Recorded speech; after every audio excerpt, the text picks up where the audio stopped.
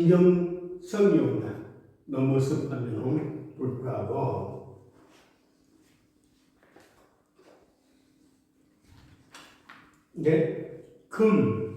금은 계절로 가을입니다. 방위는 서쪽, 색은 백색입니다. 육체로서 오장은 대장해장이에요. 그래서 특히 금이 화가 왕에서 극을 많이 받으면 폐의 병이 돼요. 그래서 사주에 화가 나는데 금이 약하다. 그러면 어떻게 되냐면은 폐가 약한 사람이에요. 그 양반. 그때 반대로 물이 많으면 어떻게 돼요? 금이 물에 퐁당 빠진 병이죠. 그것도 폐의 문제죠. 그런데 화가 많고 물이 약하면 금이 없이 화가 많고 물이 약하면 어떻게 될까요? 당뇨병이에요. 조갈병. 물을 먹고 마르는 병이잖아요. 당뇨병입니다. 이래 질병은 그런 식으로 이제 나중에 해석을 한다. 그래서 금은 천문에서는 아까 정화도 달이지만은 경금도 달로 봐요. 달로 보는 이유가 뭔가 하면은 산 위에 바위가 둥그런 게 있으면은 어때?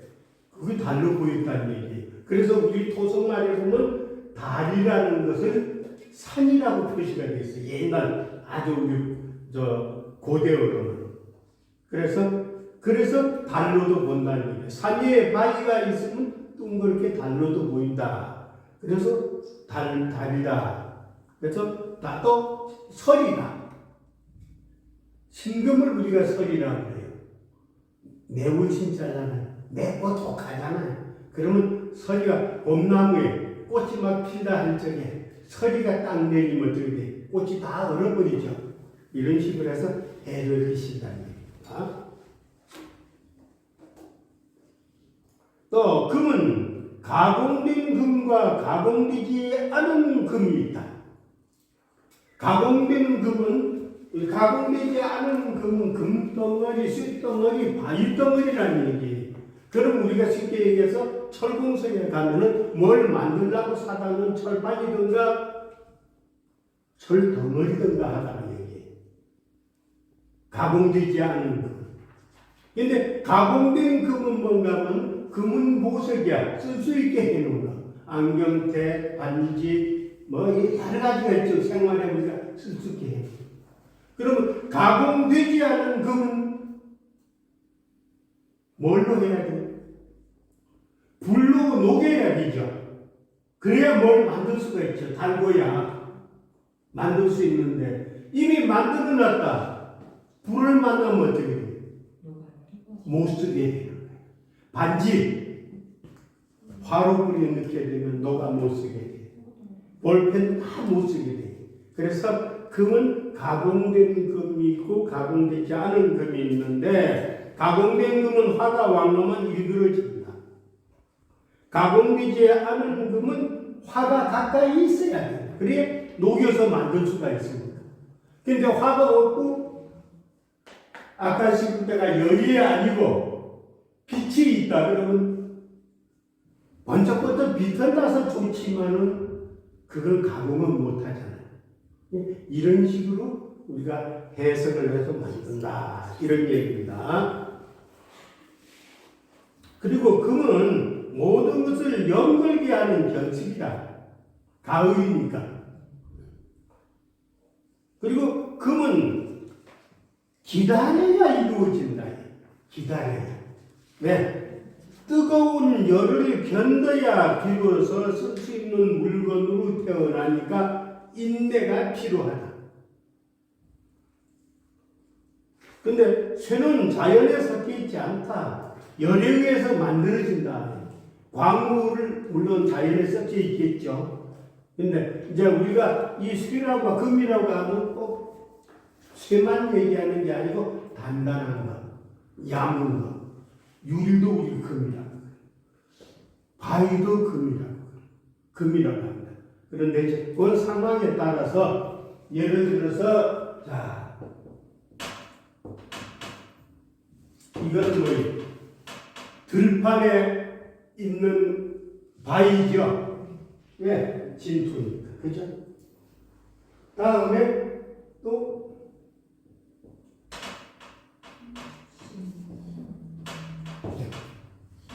이거는 온 땅에 있지만 보석이죠.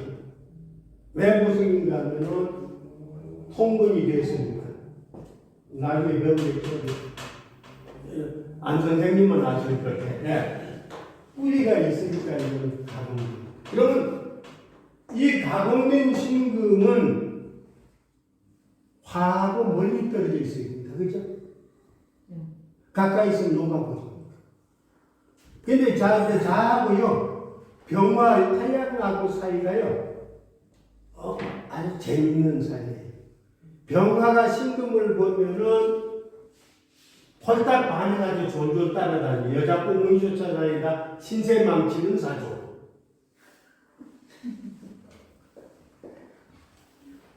요거 이뻐요. 그러니까 콧대 높아.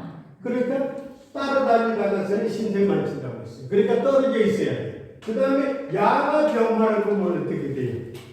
미인계를 써가지고 독한 놈의 화를 순하게 만들어. 그러면 화가 나쁜 짓 할 때는 야가 있으면 좋고 좋은 짓 할 때는 야가 있으면 안 좋은 거잖아요. 예, 이런 식으로 이제 우리가 살펴갈 수가 있습니다.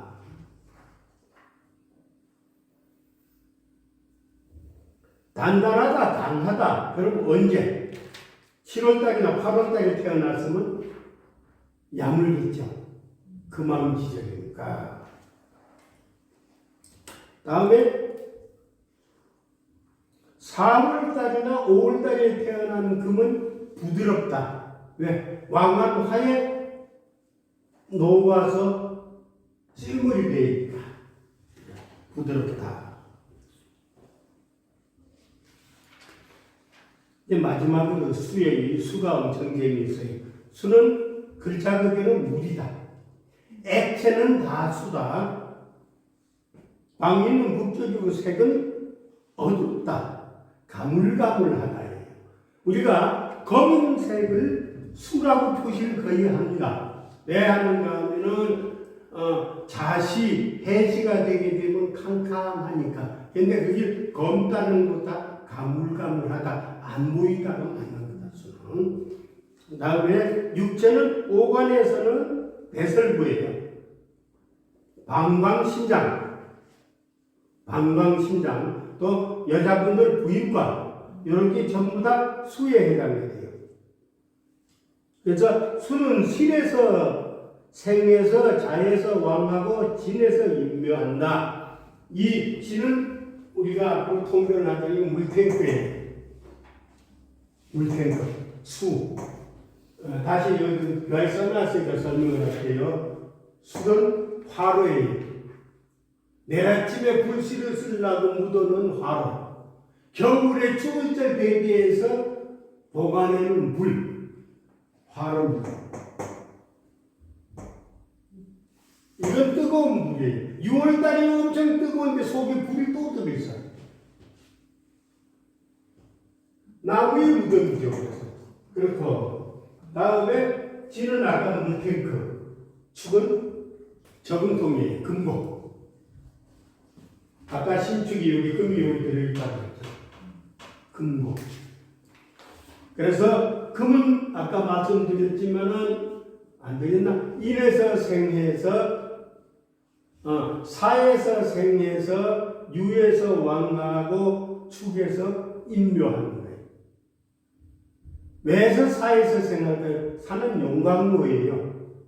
그러면 금은 거기 들어가서 높여야 드디어 기물로 탄생한다 이 뜻이에요.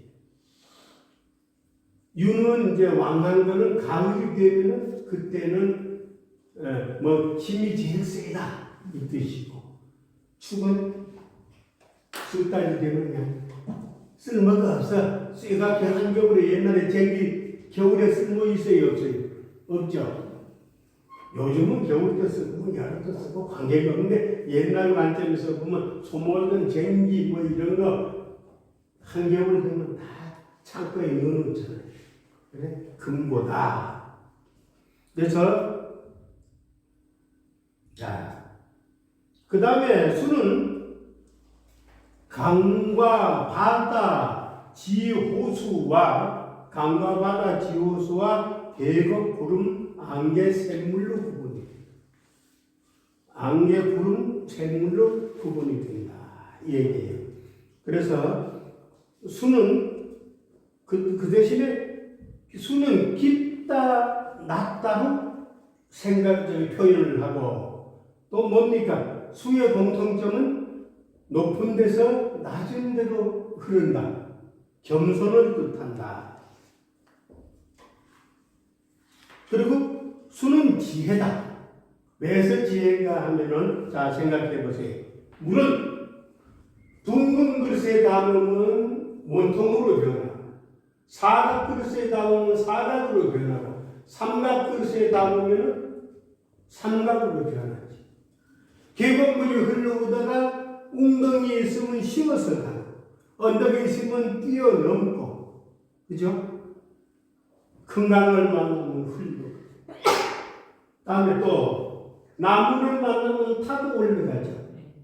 불을 만나면 하늘로 날아. 금을 만나면 비나 누이돼서 땅으로 내려와. 물을 만나면 흘러가. 토를 만나면 스며들어 숨어. 그래서 지혜란 얘기예요. 그래서 이 수일관들이 머리가 다 좋아요. 단 전제 조건 토가 왕하지 않는 조건에서는 다 머리가 좋아요. 지혜이기 때문에. 이렇게 해서 되고 그 다음에 물은 또 어떨까요?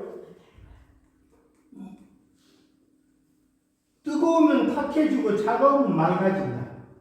맞잖아요. 열을 많이 받으면 탁수가 되죠. 그 다음에 차가우면 맑아진다. 즉 열을 가하면은 수증기도 되고 차가우면 눈비가 됩니다. 물은 감추고 싶은 욕심, 고요하고 싶은 욕심이 있다. 왜? 한밤중에는 고요하고 조용해야 좋으니까 자식이 됩니다. 이렇게 됩니다.